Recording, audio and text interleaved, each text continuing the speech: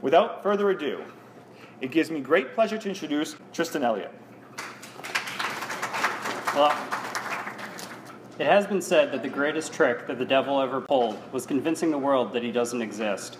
Our generation was raised being told that to treat everyone the same, to ignore our differences, that everyone's equal. While this may sound great on paper, it has imbued us with an attitude to assume that issues that stem from our differences, like sexism, are just imaginary, that they don't exist.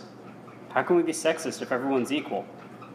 We face these problems everywhere, at home, at work, and at school, yet no one seems to notice them, or they just choose to ignore them. When I try and talk to people about these issues, it inevitably comes up that I consider myself a feminist, and all too often I'm asked, but Tristan, why are you a feminist? You're a guy. And that's always really bothered me. I used to ask these people who they think feminists are, what they thought feminism was, and inevitably they say something along the lines of hating men or lesbians who set their bras on fire.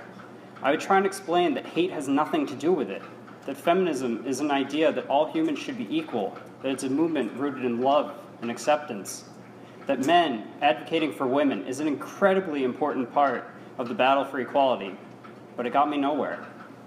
So instead, I've started doing something different. My new reply is a simple one. I say, why aren't you a feminist? The current population gap between men and women in the United States is just 1%. Based on the expectation that we're all equal, we should expect to see an even distribution of men and women in our society with 1% of difference in there somewhere. But we don't.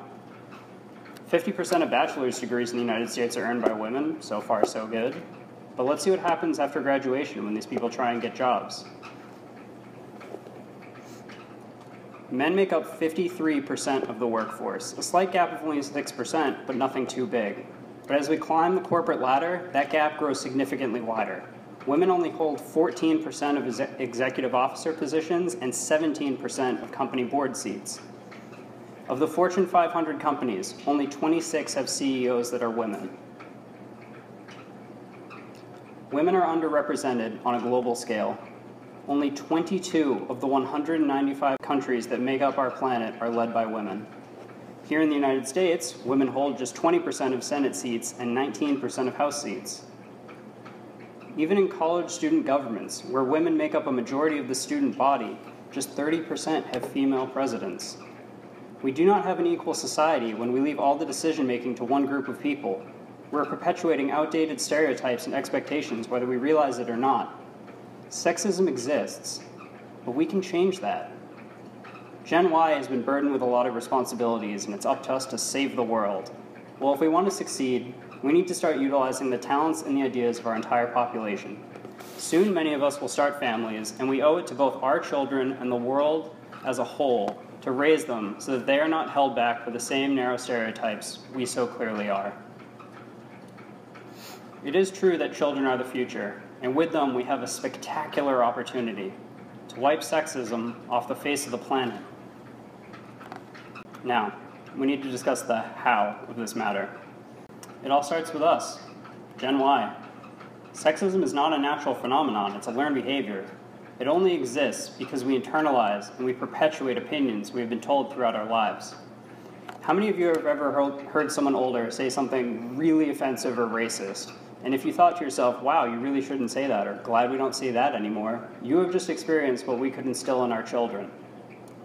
We need to rethink the roles and responsibilities of being a parent, and almost more importantly, being a partner.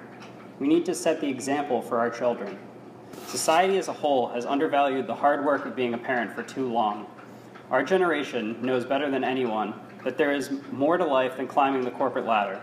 Saying someone is just a stay-at-home parent devalues the very hard and very unpaid work of raising kids. We need to recognize the contribution these people are making to our society and give them the respect they deserve. A study conducted at Princeton asked students if they anticipated having to choose between working or having a family. They found that 62% of female students anticipated this conflict and that they were twice as likely to pick have a family and abandon their careers. Only 33% of males expected the same conflict, and half of those men assumed that their partners would give up their jobs to stay home and raise their children. The idea that mothers are automatically the primary caregivers is so ingrained in our society that on this guideline form from the U.S. Census Bureau, it assumes that even if both parents are present in a home, the mother is the primary parent in charge of the child. These ideas not only hold women back from chasing their dreams, but enforce the idea that fathers can't also be parents. We need to break out of the patterns set by our parents and define our own roles and expectations. While we fight that war at home, we definitely need to fight roles at work. Rigid standards penalize women, especially those who have children. The U.S. is one of only 8 nations that does not have a paid parental leave policy. 4 of those nations are so small that you can't see them on this map. In the rare case that paid leave is required by the state, it only covers maternity leave. Fathers aren't afforded the opportunity to be at home and help raise their children. In the event that a mom should have the audacity to take time off from her job to raise a kid, if she attempts to re-enter the workforce a year later, she can expect a wage reduction of around 20%. And her wage keeps dropping every year she takes off. When moms talk about juggling their work and home lives, we often hear the expression, "I don't know how she does it all." Well, we need to start realizing that she doesn't have to. Women should not have to sacrifice their professional lives in order to have a family. We should encourage women to be ambitious at work, to not be confined to a role designated by their gender, and they shouldn't have to do it alone. Currently, only 9% of households in the United States split all duties evenly between parents. That number is way too low. We need to encourage men to be ambitious in their home lives, to be present parents. If our children see more fathers at home and more mothers at work, both boys and girls will grow up knowing that family roles are not defined by your birth gender. Another study conducted in grade schools found that boys were not only more likely to be called on, but also more likely to interrupt girls and speak out of turn. These kids thought that their ideas were more important because the teachers would listen to them and that they would not tell them to wait their turn. Even more distressing is that girls who spoke out of turn were instantly reprimanded and told to wait until they were called on by the teachers, to be little ladies. Now, I want you to remember that because it's very important. We need to acknowledge that what we have been raised to accept as fact inhibits our ability to treat each other equally and perpetuates outdated ideas. To combat this, we must strive to be mindful in our actions. Recently, we have seen a huge trend in awareness campaigns or awareness charities, and while I certainly appreciate their missions and the amount of attention they get, they fall short on something really important, and that's mindfulness. Remember the ALS Ice Bucket Challenge that swept the nation a few months ago? We had everyone from celebrities to our parents to that one person on Facebook we're not quite sure why we're still friends with, dumping water on their heads and raising millions of dollars for charity. It was this amazing, unifying moment where we all came together to combat a single problem. But there was a catch. I want everyone who participated in the challenge or thought about it or even knows what I'm talking about to raise their hand. See, look, even in this room, we have evidence that awareness for ALS was achieved. People know what it is. They want to think about it, but they don't think about it. You can put your hands down, and I want you to think really hard about this. Before I mentioned it a few seconds ago, when was the last time you actively thought about what it would be like to live with ALS? We can acknowledge that something exists. We can be aware of it, and that can make a huge difference. But that doesn't mean we actively think about it or that we actively talk about it. We have a disconnect between awareness and mindfulness. This is the same thing as hearing someone talk but not listening to what they have to say. We can all be aware that sexism exists, but until we start thinking and talking about how we perpetuate and influence it, nothing will ever change. In 2011, Harvard Business School noticed that they had a significant grade gap. Even though women made up 38% of the student body, they were vastly underrepresented in the top 5% of the class.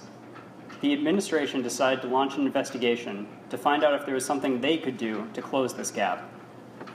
After filming some lectures, a pattern emerged. At Harvard Business, 50% of each student's final grade in a course is based on class participation, a highly subjective grade determined by who the teacher calls on in class discussions where students elaborate off of each other's points. Remember this? The exact same thing was happening, except this time we're not talking about little kids in grade school classroom.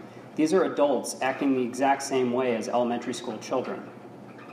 Women were losing points off their GPA, and they were being denied better future opportunities because they had learned from an early age not to call out, that being interrupted was expected. They were unintentionally being sold short, so they decided to fix it by becoming mindful. Professors became mindful of their words and actions. They started calling on men and women evenly and making sure that everyone had their turn to speak. Students became mindful not to interrupt each other. They respected each other's ideas, and they learned to listen. By graduation, just 2 years later, women had won more academic awards than any previous year and represented 38% of the top of the class. Setting up stereotypes and expectations early in our children's lives shape and color the way they see the world and how they act in it. We must fight back against this and raise our children without handing down our own preconceived notions that hold our society back from realizing its full potential. Instead of telling our children that everyone is the same, we need to celebrate difference. We need to celebrate diversity. We need to let them know that these qualities make our society stronger, and it's what allows us to thrive. We need to actively include the contributions of people we often leave out of history books: women, people of all races, people from the LGBT community. Above all, we need to stop teaching children that only one group of people is responsible for the success of our culturally diverse nation. Feminism, the belief that all humans are equal, should not be considered a radical idea. If we start becoming mindful of how we act and what we say, we can change our society. And above all, we just need to start talking. While I encourage any opportunity to discuss gender equality, public debate about it shouldn't be squeezed into a 30-second Oscar acceptance speech. If we start talking about issues with each other, we can begin to turn our unconscious thoughts into conscious behaviors. Talking transforms minds, it transforms ideas, it transforms our society, and it will transform our world. So let me ask you again, why aren't you a feminist? Thank you.